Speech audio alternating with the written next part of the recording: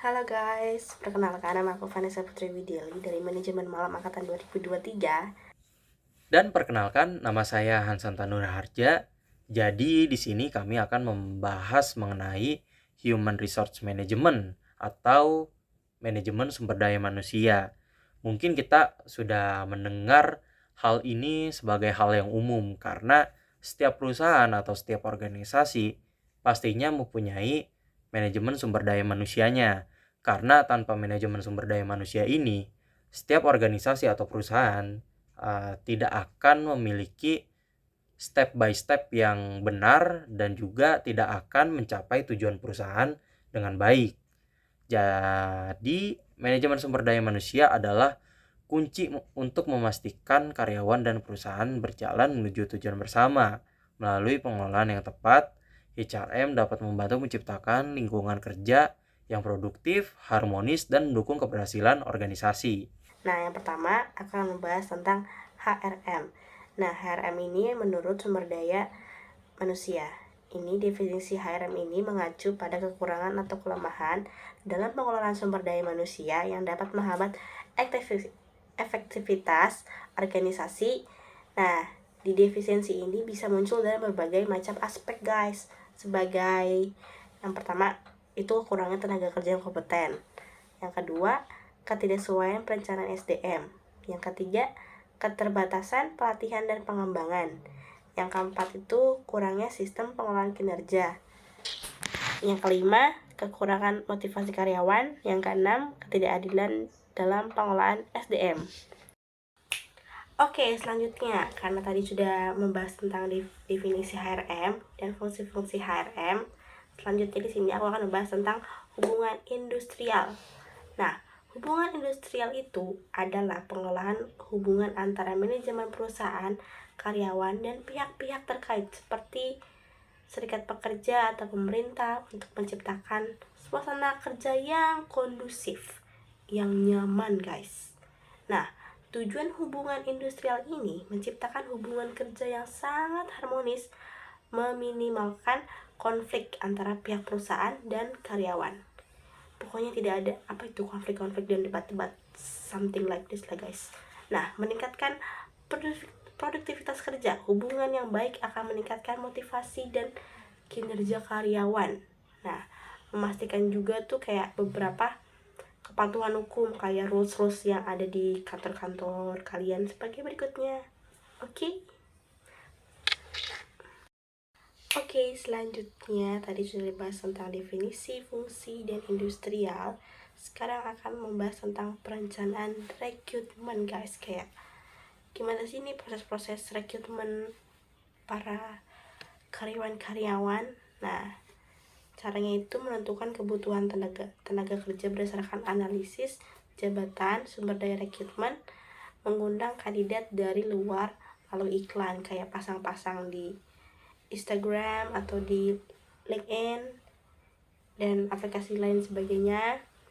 Nah, pengumuman dilakukan melalui website penerimaan lamaran dalam bentuk CV, surat, atau formulir online. Nah, pengumumannya kan biasanya kan kayak ada di Instagram gitu gak sih guys, ya kan?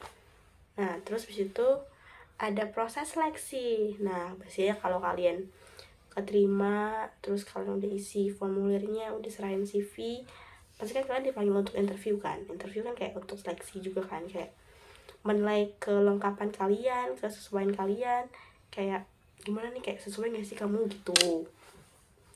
Selanjutnya, selesai dari seleksi, pasti kalian akan diajak untuk tes seleksi. Nah, tes seleksi ini tuh kayak tes kemampuan mengukur keterampilan kalian tuh semana gitu loh, kayak cocok gak ya diposisikan di tempat ini atau itu gitu. Nah, selanjutnya setelah kalian tes dan lain hal sebagainya, pasti kalian akan disuruh wawancara. Nah, wawancara ini biasanya tuh dilakukan sama human resource atau atasan dari tempat kerja kalian juga bisa gitu. Biasanya kebanyakan dari HR-nya itu sendiri sih biasanya ya. Alright, for the last time and sudah di penghujung materi. Mantap sekali. Gimana kabar kalian? Masih semangat? Semangat. Jadi untuk mengakhiri video ini, saya akan membahas tentang peningkatan dan pengembangan proses karyawan. Setelah wawancara, setelah diterima, pasti kalian akan disuruh kayak masa-masa training dulu 3 bulan, 6 bulan, habis itu baru menjadi karyawan tetap. Benar bukan? Oke. Nah, peningkatan kompetensi ini membekali karyawan dan dengan keterampilan baru untuk meningkatkan keterampilan yang sudah dimiliki. Nah, produktivitas kerja meningkatkan efisiensi dan efektivitas kinerja karyawan. Adaptasi terhadap perubahan membantu karyawan menyesuaikan diri dengan perubahan teknologi, proses bisnis, atau pasar. Mengembangkan karir memberikan peluang bagi karyawan untuk meningkatkan karir mereka. Nah, kepuasan dan motivasi karyawan meningkatkan keterlibatan karyawan dan rasa puas terhadap pekerjaannya. Lalu, yang keenam itu adalah mengurangi turnover. Apa tuh mengurangi turnover? Nah, mengurangi turnover itu adalah membuat karyawan merasa dihargai sehingga mereka cenderung bertahan di perusahaan. Kayak mereka bakal bisa stay lama gitu loh guys. Kalian tahu gak sih kayak di Jepang aja contohnya, orang bisa kerja lama 10 tahun di Jepang dalam satu company karena mereka sangat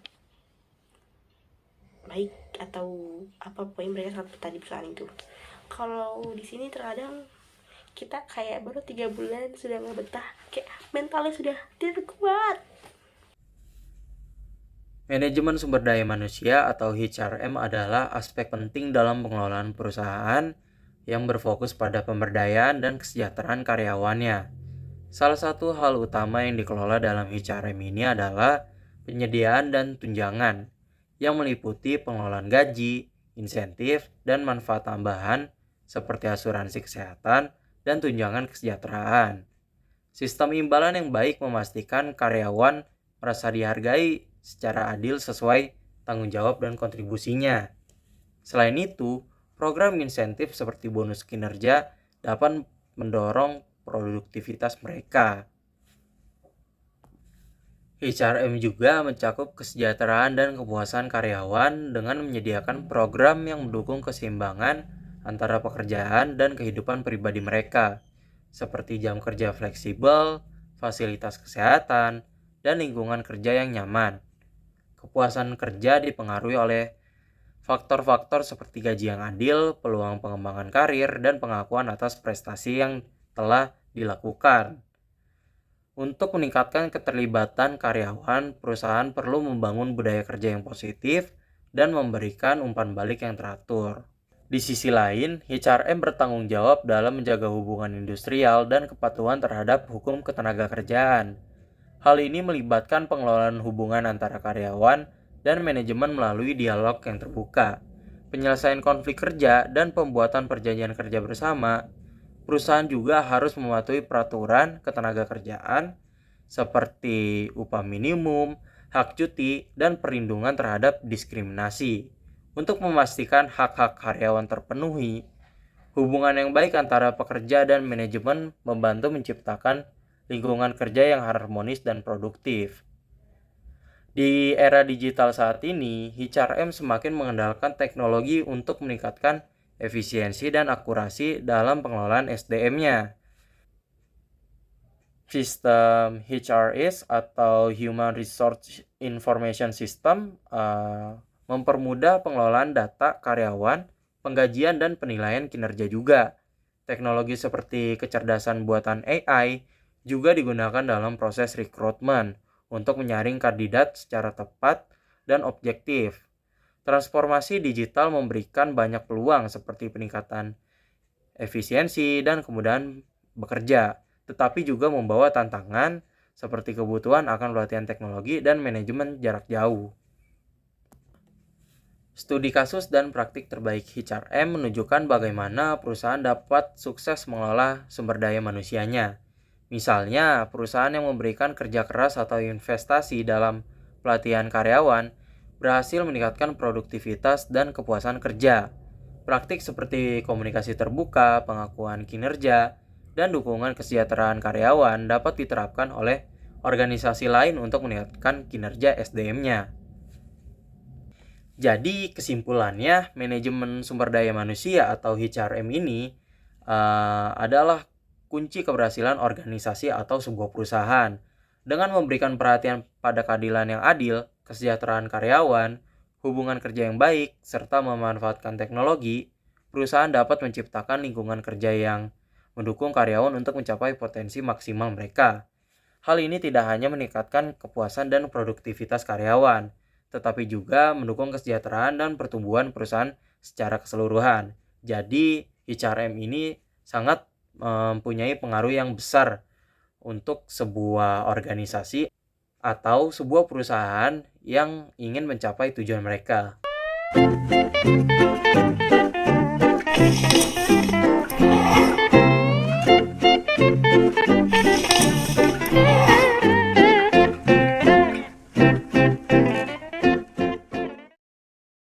Tahu bulat goreng dadakan harga cuma 500-an, jualan di pinggir jalanan. Langsung beli 5 ribuan, uang pas tanpa kembalian. Tahu bulat goreng dadakan harga cuma 500-an, jualan di pinggir jalanan. Langsung beli 5 ribuan, uang pas tanpa kembalian.